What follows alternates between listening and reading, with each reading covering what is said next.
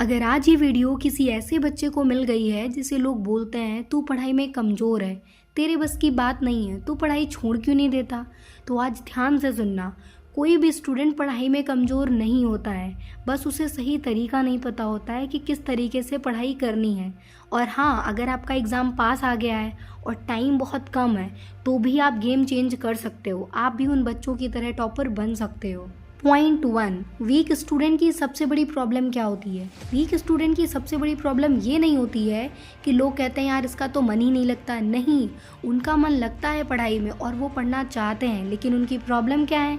कहाँ से शुरू करूँ, क्या पढ़ूँ, कितना पढ़ूँ, कहाँ से कहाँ तक पढ़ना है। सो डोंट वरी मेरे प्यारे बच्चों, आज मैं बताऊँगी किस तरीके से आपको पढ़ना है और कितना कितना पढ़ना है कि आप भी उन लोगों को दिखा सकें कि मैं भी किसी से कम नहीं हूँ।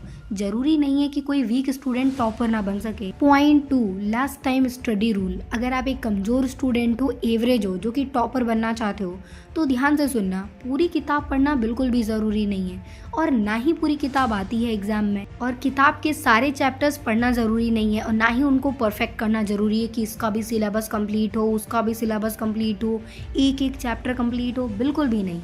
अब क्वेश्चन ये है कि अगर ये सब जरूरी नहीं तो फिर क्या करना है? तो देखो, फोकस किस पे करना है? एनसीईआरटीज़ पर फोकस करना है, इंपॉर्टेंट क्वेश्चन पर फोकस करना है, रिपीटेड टॉपिक्स पर फोकस करना है। अब बहुत सारे बच्चों का ये क्वेश्चन है कि भाई ये सब मुझे मिलेगा कहाँ से? तो देखो, important question and repeated topics ये कहाँ से मिलेंगे? आपको PYQ से मिलेंगे।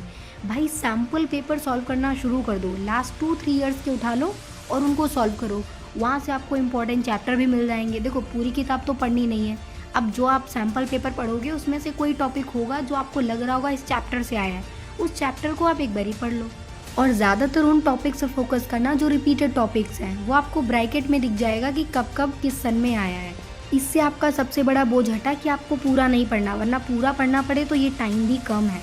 पॉइंट 3, सिंपल पढ़ाई टेक्निक। अब पढ़ने का सबसे आसान तरीका बताती हूँ कि आपको किस तरीके से पढ़ना है। सो लिसन, आप एक मोबाइल लो और उसमें 30 मिनट का टाइमर सेट करो एंड 5 मिनट का आपको ब्रेक लेना है। 30 मिनट का टाइमर इसलिए सेट करना है कि आप उसको अपने पास में रखो और जब तक कि वो टाइमर क्लिक ना करे तब तक आपको कंटिन्यू पढ़ते रहना है। आपको किसी भी चीज़ से डिस्ट्रैक्ट नहीं होना है। आप अपने दिमाग में मोटिव लाइए कि टाइम कम है, मुझे पढ़ना है। 30 मिनट के बाद में आप 5 मिनट का ब्रेक ले लीजिए, उसमें आप टहल लीजिए, आप मोबाइल चला लीजिए, whatever you want to do. और पढ़ने का ये मतलब नहीं कि आप सिर्फ किताब को रख लो और ध्यान आपका कहीं और है, नहीं। उस 30 मिनट आपको पूरा का पूरा फोकस देना है। अब पढ़ना क्या है भाई? सैम्पल पेपर में जो भी आपने टॉपिक ढूंढा हो आप उसको पढ़िए 30 मिनट। 5 मिनट के ब्रेक के बाद में आपको क्या करना है? आप अपनी आंखें बंद करिए और सोचना शुरू करिए कि आपने क्या पढ़ा, क्या क्या उसमें चीज़ें थी, क्या क्या उसमें मेन पॉइंट्स थे, किसके बारे में आपने पढ़ा। बस आपका वो टॉपिक एकदम क्लियर हो जाएगा। Point 4, daily small target rule. ज़्यादातर बच्चे क्या करते हैं, वो पूरा चैप्टर ख़त्म करने की बात करते हैं कि आज तो मैं भाई पूरा चैप्टर ही ख़त्म कर दूंगा, पूरी बुक ही ख़त्म कर दूंगा। नहीं, आपको ये नहीं करना है। आप अपनी क्षमता के अनुसार सोचिए कि आपको आज एक टॉपिक लेना है, उसको कंप्लीट करना है, वो भी अच्छे से कंप्लीट करना है। और ज़्यादा अगर आपको समझ ना आए कि मुझे समझ नहीं आ रहा कि मैं आगे क्या पढूं, तो आप पढ़ने के पहले एक टारगेट बना लीजिए कि आपको पूरे दिन में इतना इतना कंप्लीट करना है। बस उस टारगेट को कंप्लीट करिए। इससे आपको किताबों में भटकना नहीं पड़ेगा। सीधे सीधे टाइम टेबल उठाया, उसमें देखा कि 3 से 4 मुझे ये पढ़ना है, तो बस फटाक से पढ़ लिया। छोटे छोटे टारगेट पूरे करने के बाद में आप अपने आप को रिवॉर्ड दिया करो कि अभी मैं जाऊंगा आलू टिक्की खाऊंगा, या अभी मैं जाऊंगा यहाँ तक टहल के आऊँगा। जो भी आप अच्छा सा करना चाहते हो वो आप करो। इससे आपका मन उत्सुक रहेगा और आप खुद से कहेंगी कि चलो यार ये वाला टारगेट पूरा कर लेता हूँ, फिर से खुद को रिवॉर्ड दूंगा। Point 5, exam hall strategy. ज़्यादातर बच्चे क्या करते हैं कि वो पेपर को पढ़ना शुरू करते हैं और पूरा पढ़ डालते हैं, और जो नहीं आता हुआ अब उसका टेंशन उनके अंदर आ जाएगा कि हाय ये तो आता ही नहीं इतने नंबर का।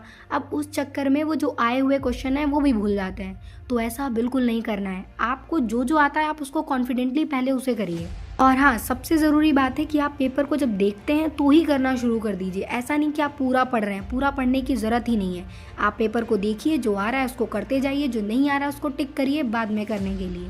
फोकस इतना ही करना है कि जो लेंदी क्वेश्चंस हैं उनको आप बाद में करना, जो छोटे छोटे क्वेश्चंस हैं 1 2 2 3 3 नंबर के, इनको आप पहले कर लेना ताकि आपके नंबर सिक्योर हो जाएं।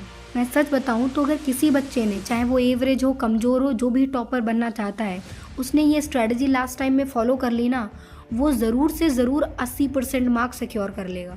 सो मेरे प्यारे बच्चों, अगर आपको अभी भी लगता है कि आप कमज़ोर हैं तो ये वीडियो यहीं रोक दो और ख़ुद से बोलो मैं वीक नहीं हूँ, मैं सीख रहा हूँ और सीख लूँगा, बेस्ट करूँगा। सो आई होप मेरे प्यारे बच्चों कि आपको ये वीडियो अच्छा लगा होगा। अगर अच्छा लगा है तो इस वीडियो को लाइक कर दो और अगर चैनल पे नए हो तो इसको सब्सक्राइब ज़रूर कर देना। और हाँ, पढ़ाई में अगर आपको किसी भी तरीके की समस्या आ रही है तो आप कमेंट करिए, मैं आपको जल्दी से जल्दी वीडियो दूँगी।